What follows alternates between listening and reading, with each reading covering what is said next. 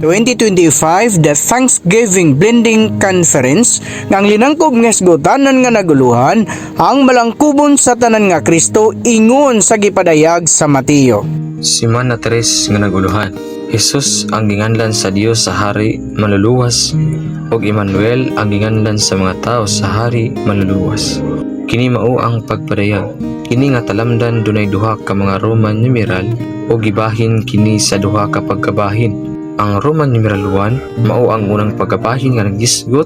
Jesus ang ginganlan sa Dios sa hari manluluwas. Roman numeral 2 nga mao ang ikaduhang pagkabahin nga naggisgot. Emmanuel ang ginganlan sa mga tao sa hari karon madtuta sa unang pagkabahin nga naghisgot.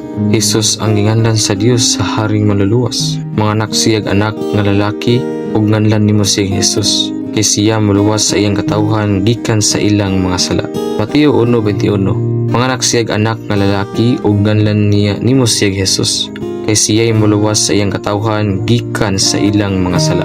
Kini nga Roman numeral dunay unom ka mga subpoints ug gibahin kini sa upat ka pagkabahin. Ang point E to D mao ang unang pagkabahin nga naguluhan ang kahulugan sa nganlan Jesus.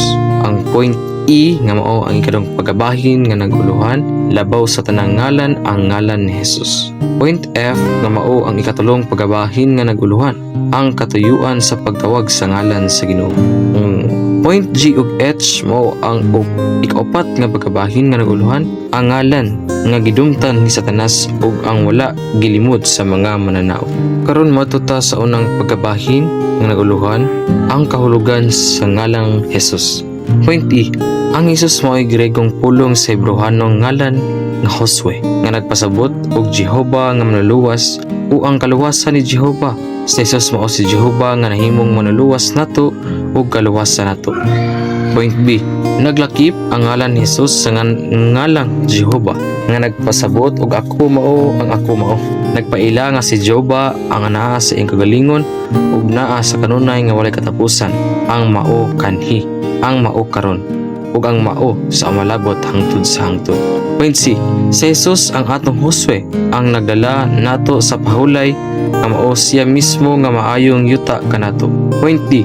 Ang ngalan sa Ginoo ang persona niya mao ang malangkubon sa tanan nga sinagol nga espiritu. Karon maadto ta sa ikaduhang pagkabahin nga mao ang point E nga naguluhan.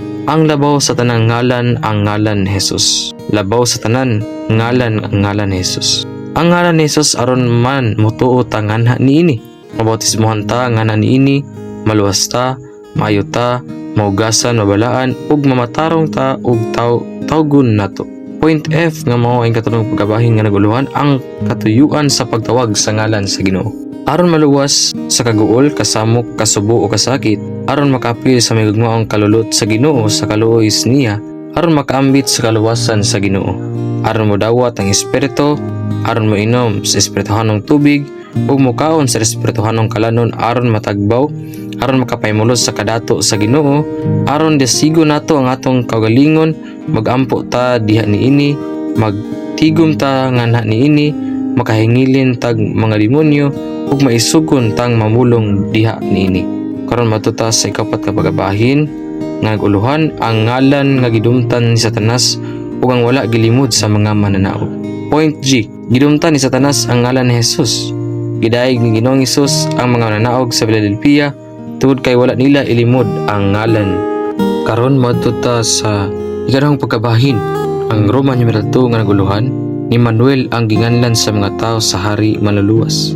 Aniya karon magsabak ang dalagang ulay ug mga anak nga lalaki ug nganlan niya gisiyag Emmanuel.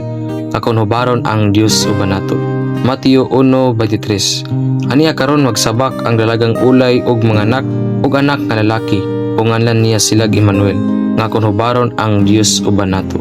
Kini nga Roman numeral dunay 7 ka mga subpoints ug gibahin kini sa upat ka paggabahin. Ang point E ug B mao ang unang paggabahin nga naguluhan ang kahulugan sa ngalang Emmanuel. Point C to D mao ang ikaduhang pagkabahin nga naguluhan ang pagkamalangkubon sa tanan ug praktikal sa Emmanuel. Ang point E ug F mao ang ikatulong paggabahin nga naguluhan ang paaging mga mabuhi o pagsulod ngadto ni Kristo ingon nga Emmanuel. ang point G nga mao ang ikaupat nga pagkabahin nga naguluhan, ang kahingpitan sa Emmanuel. Karon madto ta sa unang pagkabahin nga mao ang point E ug B nga naguluhan, ang kahulugan sa ngalang Emmanuel. Point E, Jesus ang ginganlan sa Dios sa haring maluluwas, samtang Emmanuel ang ginganlan sa mga taong kaniya. Point B, basahon ang Mateo kalabot ni Emmanuel, ang Dios nga nagpakatao aron mag-uban nato. Karon madto ta sa ikadawang pagkabahin nga mao nga naguluhan, ang pagkamalangkubon sa tanan og praktikal sa Emmanuel.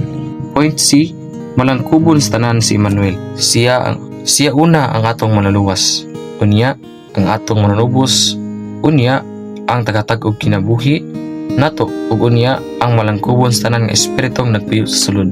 Point D, ang praktikal kay Emmanuel mao ang espiritu sa realidad nga mao ang presensya sa nahingpit nga tulusang Dios sa atong espiritu. Kanunay nag-uba nato sa atong espiritu ang iyang presensya. Dili lang adlaw kundi matagot sab. Nag-uban siya nato sa atong mga tigom sa tanang adlaw ug atong espiritu. Makapahimulos ta sa presensya sa tulusang Dios sa pagtigom nato aron manudlo sa iyang balaang pulong. Ang grasya ug galinaw pinaagi sa espiritu nga presensya sa tulusang Dios, ang paggiya ug pagsaksi sa espiritu mo'y presensya niya ug pagpaambit sa tulusang Dios pinaagi sa iyang presensya nga mao ang espiritu. Karon madto ta sa ikatulong nga pagkabahin nga mao ang point E ug point F nga naguluhan, ang paagi nga mabuhi ug pagsulod ngadto ni Kristo ingon nga Emmanuel.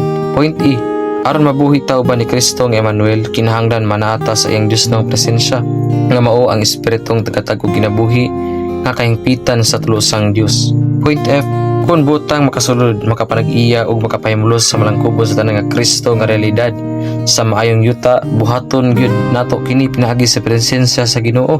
Gisaaran sa Ginoo si Moises nga mag-uban nimo ang akong presensya ug papahulayon kanako ang presensya sa Dios mao ang iyang paagi kun dalan ang mga mapa ug magpakita sa iyang katawhan sa dalan nga angay nilang lakwan. Point G nga mao ang ikaupat ka pagabahin nga naguluhan, ang kahingpitan sa Emmanuel. Emmanuel ang tibok bagong tugon ug bahin na takaron ning dakong Emmanuel nga mahingpit sa bagong Jerusalem, sa bagong langit ug bagong yuta sa eternidad. Nagsugod ang bagong tugon sa Dios tao nga mao ang Dios nga uban nato ug natapos sa dakong Dios tao ang bagong Jerusalem nga mao ang naa didto si Jehova. Busa kini nga semana 3 nga naguluhan, Jesus ang ginganlan sa Dios sa haring maluluwas ug Emmanuel ang ginganlan sa mga tao sa haring maluluwas. Kini nga talamdan dunay duha ka mga Roman numeral ug gibahin kini sa duha ka pagabahin. Ang unang pagabahin nga naguluhan, mga naksig anak nga lalaki ug nganlan nimo siya Jesus, kay siya muluwas sa iyang katawhan gikan sa ilang mga sala.